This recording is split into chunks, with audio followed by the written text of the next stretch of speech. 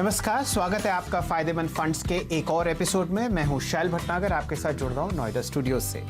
आज हम आपको ऐसे फंड्स के बारे में बताएंगे जिससे या तो आप ग्लोबल टेक्नोलॉजी स्टॉक्स जैसे फेसबुक, अमेजन और गूगल में हिस्सेदारी खरीद सकते हैं, या फिर एक ऐसे सेक्टर में निवेश कर सकते हैं जो इस कोविड समस्या के संकट के बीच में शानदार तरीके से मुनाफा और बहुत बेहतरीन रेवेन्यू कमा रहा है। आज इस सफर में मेरे साथ मुंबई से जुड़ रही हैं कविता थपलियाल। शुक्रिया शैल जी। और हमारा फोकस हमेशा की तरह आप सबके मुनाफे पर होगा, लेकिन फायदेमंद फंड्स के बारे में एक बार फिर आपको बताते हैं। हमने यहाँ पर हर उम्र के निवेशक के लिए पोर्टफोलियो बनाया है। हमने 4 पोर्टफोलियोज तैयार किए हैं, जिसमें से आज हम बात करेंगे यंग कपिल कमल और स्नेहा की, जिनका पोर्टफोलियो फायदेमंद फंड ने बनाया और इन्होंने अपने परिवार की और अपने निवेश की शुरुआत की है। तो आइए कमल और स्नेहा का पोर्टफोलियो देखते हैं।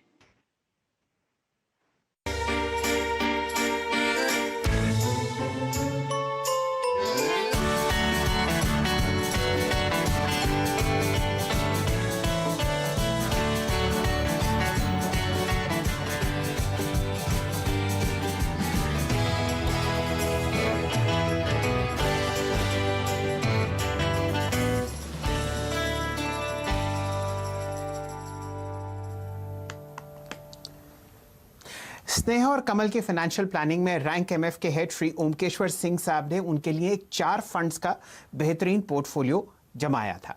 इनमें से ये पोर्टफोलियो आपके सामने फिलहाल स्क्रीन पर आएगा, और इस पोर्टफोलियो में से पिछले हफ्ते अगर आप हमारे साथ जुड़े हुए थे तो हमने यूटीआई इक्विटी फंड को बहुत ही बारीकी से एनालाइज किया था।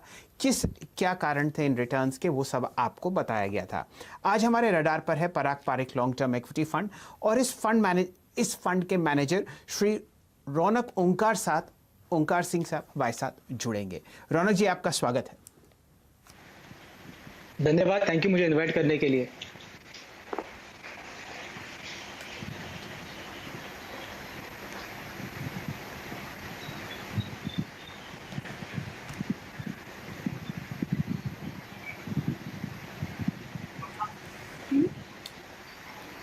चलिए इस चर्चा को साथ बढ़ाते हैं।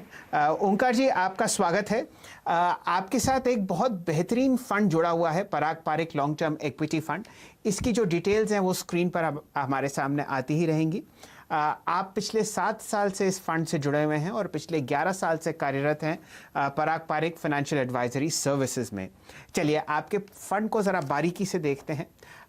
इस 7 साल पुराने फंड में लगभग 3,182 करोड़ का एसेट अंडर मैनेजमेंट है, और यहाँ पर आपने बहुत ही बेहतरीन तरीके से ज़बरदस्त रिटर्न कमाए हैं। 7 साल हो, 5 हो, 3 हो, 1 साल हो, छोटा दायरा जो भी हो, उसमें आपने बहुत बेहतरीन रिटर्न कमाया है, और हर वक्त आपका फंड अव्वल नंबर पर खड़ा हुआ है। इसके पीछे ओवरसीज डाइवर्सिफिकेशन है। अगर आप पहले 5 स्टॉक्स देखें तो उनमें से 3 आपको ग्लोबल टेक्नोलॉजी कंपनीज दिखेंगी, फेसबुक, गूगल और अमेजन। तो एक बार बताइए ओंकार जी, किस हिसाब से आपने इस डाइवर्सिफिकेशन को सोचा और इसका आपको क्या लाभ हुआ? थैंक यू शैल जी। तो ये जो पोर्टफोलियो जो कंस्ट्रक्ट किया हुआ है, इसमें 65% एलोकेशन है वो डोमेस्टिक मतलब इंडियन लिस्टेड कंपनीज पे है, और सेबी के रेगुलेशंस के हिसाब से 35% मैक्सिमम एलोकेशन हम कर सकते हैं इंटरनेशनल मतलब इंडिया के बाहर के कंपनीज में।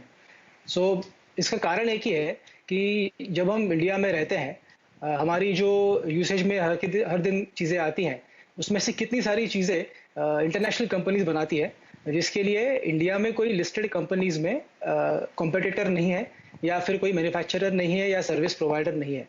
सो ये चीज़ें हम जो यूज़ करते हैं डेली, उन चीज़ों का अगर एज अ शेयर होल्डर हमें फ़ायदा उठाना हो तो हम क्या कर सकते हैं। सो उसी के कारण हम इंटरनेशनल कंपनीज में इन्वेस्ट करते हैं, जिन कंपनीज की प्रोडक्ट्स हम एक्चुअली यूज़ करते हैं। फॉर एग्जांपल गूगल लीजिए, गूगल की सर्च हम सब लोग करते हैं, बट गूगल जैसी कंपनी इंडिया में नहीं है, और गूगल जैसी unique company all over the world किसी और कंट्री में भी नहीं है। अमेरिका में भी गूगल जैसी कंपनी इनके साइज की कंपनी नहीं है। सो ऐसी यूनिक अपॉर्चुनिटी में अगर हमें इन्वेस्ट करना हो तो हमें इंडिया के बाहर की कंपनीज में देखना होगा। और इन अपॉर्चुनिटीज को देखते समय एक चीज याद रखनी होगी कि जो बिजनेस के फंडामेंटल्स है, ये कंपनी की परफॉर्मेंस है, प्रॉफिट्स है, कैश फ्लोज है, जो भी हम बिजनेस के पैरामीटर्स ध्यान में रखते हैं, उन सभी पैरामीटर्स को याद रख के, उन सभी पैरामीटर्स को सोच समझ कर एनालाइज करके उसी के बाद इन्वेस्ट करना है। और ये भी समझना है कि हर एक अपॉर्चुनिटी जब इन्वेस्ट करते हैं वो हमेशा वैल्यूएशन के हिसाब से भी रीजनेबल हो।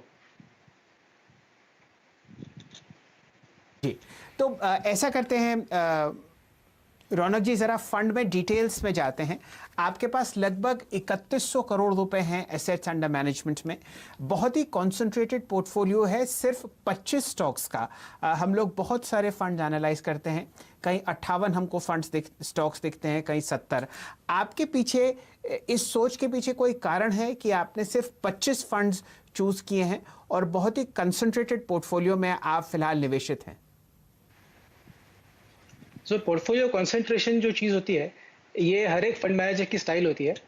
और इसे समझने के लिए ओवर डाइवर्सिफिकेशन या अंडर डाइवर्सिफिकेशन की चीज़ समझनी होगी कि अगर आप 30 स्टॉक्स है, ये आपका एवरेज है, अगर उसको आप 3 गुना करते हैं या 90 स्टॉक्स पोर्टफोलियो में डालते हैं या 100 स्टॉक्स लेते हैं और हर एक स्टॉक को 1% अगर आप एलोकेट करते हैं पोर्टफोलियो में, अगर वो 1% वाला स्टॉक डबल भी हो जाए तो आपके पोर्टफोलियो का ज़्यादा मुनाफा नहीं होगा।